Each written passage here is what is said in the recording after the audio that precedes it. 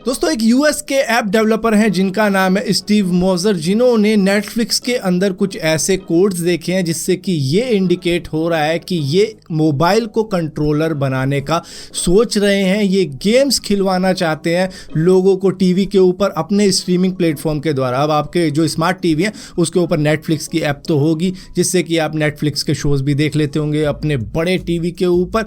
तो उसी तरीके से ही अपनी एप्लीकेशन के थ्रू आपको गेम्स खिलवाना चाहते हैं जहां पर कंट्रोलर आपका रिमोट नहीं बनेगा, टीवी का कंट्रोलर बनेगा आपका मोबाइल। तो उसकी तैयारी ये कर रहे हैं, ऐसे इंडिकेशन मिल रहे हैं क्योंकि ऐसे सोर्स कोड निकले हैं। यहां पर ये अपनी एंगेजमेंट बढ़ाना चाहते हैं, इसी वजह से ये इस तरीके की चीजें भी कर रहे हैं ताकि यूजर बना रहे इनके प्लेटफॉर्म के ऊपर। दोस्तों सैम बैंकमैन के बारे में तो आपको मालूम होगा, जो कि FTX के फाउंडर थे, जो कि क्रिप्टो करेंसी एक्सचेंज है, जो कि बैंक करप्ट हो चुकी है और ये बंदा खुद बैंक करप्ट हो चुका है। इसकी वैल्यू 0 हो चुकी है, जो कि एक वक्त में 26 बिलियन US$ पे हुआ करती थी। फिलहाल के लिए बेल पर बाहर घूम रहा है, जहां पर इनको मोबाइल भी ऐसा दिया गया है जो कि इंटरनेट से कनेक्ट नहीं हो सकता।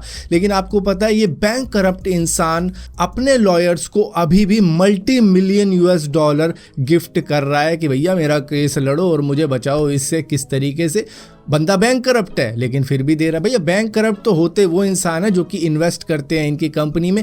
ये बंदे कभी भी बैंक करप्ट होते नहीं हैं, इनके पास कहीं ना कहीं पैसा होता है। वो किंगफिशर का मालिक विजय माल्या, वो जब बैंक करप्ट हुआ था भैया उसने विदेश में 300 करोड़ का एक पूरा विला खरीदा था। मतलब बैंक करप्ट इंसान विला खरीदेगा, ये हालत है। तो भैया बैंक करप्ट तो हम जैसे लोग होते हैं जो कि इनकी कंपनियों में पैसा लगाते हैं। तो यहाँ पर सुनने में आ रहा है कि सैम बैंकमैन डायरेक्टली पे नहीं कर रहा, यहां पर पे कर रहा है इसका फादर जोसेफ बैंकमैन। वो multi-million US$ दे रहा है, जबकि वो भी कोई इतना अमीर आदमी नहीं था। लेकिन वही खेल होता है कि मेरे अकाउंट में पैसे मत डालना, सारे पैसे रिश्तेदारों के अकाउंट में डालना। तो वही खेल यहां भी हुआ है शायद, जिसकी वजह से मिलियन US$ दिए जा रहे हैं इसको बचाने के लिए। दोस्तों जापान ने 11 दिसंबर 2022 को अपना हकुटो R स्पेसक्राफ्ट भेज दिया था, जो कि मून लैंडर है। इसको ये मून पे लैंड कराने वाले हैं, जो कि अब सक्सेसफुली मून के ऑर्बिट पर पहुंच चुका है। यहाँ पर इन्होंने कहा है कि देखो हमें टाइम तो काफ़ी ज़्यादा लगा लेकिन इससे हमारी एनर्जी भी बची, क्योंकि हमने रूट ही कुछ ऐसा चुना है जो कि लंबा ज़रूर है लेकिन एनर्जी उसमें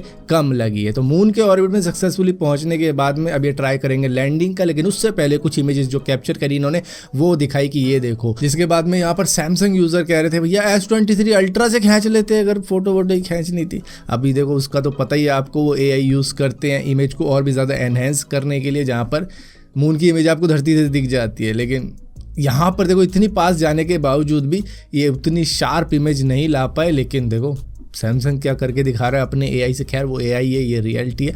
तो ये तो इन्होंने कर दिया, अब इनको करना है लैंड, लेकिन कब करेंगे वो देखने वाली बात रहेगी। दोस्तों रिसेंटली आपको मालूम होगा गूगल ने अपना ChatGPT राइवल बार्ड को लॉन्च कर दिया है ऑफिशियली। अब ये अर्ली एक्सेस मिल चुकी है यूएस को और यूके के यूजर को, तो वो एंजॉय कर रहे हैं इसको और उनको ठीक ठाक भी लग रहा है। जहां पर OpenAI ने अब अक्यूज किया है गूगल को कि इन्होंने अपने AI को ट्रेन करने के लिए ChatGPT का डेटा यूज किया है और उसकी वजह से ये इतना ज्यादा स्मार्ट हो पाया है। जहां पर गूगल के कुछ स्पोक्स पर्सन ने साफ साफ कह दिया है कि हमने ChatGPT या PaidBPT या GPT इसमें से किसी का भी यूज़ नहीं किया है, हमने अपने आप इसको ट्रेन करवाया। हमारे पास खुद के डेटा भी मौजूद है, तो हमने किसी का डेटा यूज़ नहीं किया। हालांकि इनको अक्यूज़ किया जा रहा है खुद के जो फायर्ड हो चुके एम्प्लॉय हैं उनके द्वारा भी कि भैया इन्होंने किया ही होगा। दोस्तों आए दिन आपको ये खबर सुनने को मिल जाती है कि किसी के साथ में इतने लाख का स्कैम हो गया, किसी के साथ में इतने लाख का फ्रॉड हो गया। तो ये चलता रहता है, जहाँ पर ये जो स्कैमर होते हैं ये मोबाइल नंबर फेक डिटेल दे के ले लेते हैं और इसी की वजह से ये कभी पकड़े नहीं जा सकते। आप चाहे पुलिस के पास में भी चले जाओ इनके नंबर लेके,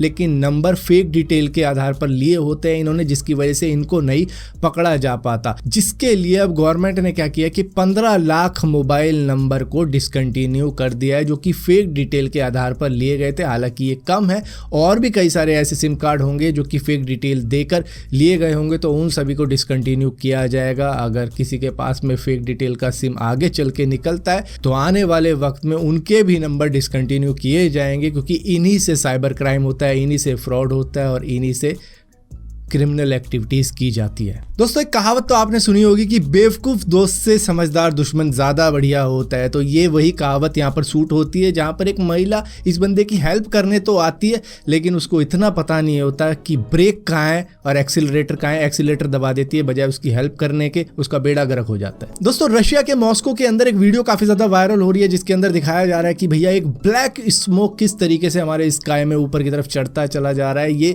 कहाँ से आया, कैसे आया, किसी को मालूम नहीं है, लेकिन सभी इसको देखकर हैरान हो गए। और यहाँ पर अगर गैस किया जाए तो मेरा गैस ये है कि भैया यूक्रेन ने तुम पे बम मारा था, लेकिन वो फुस हो गया।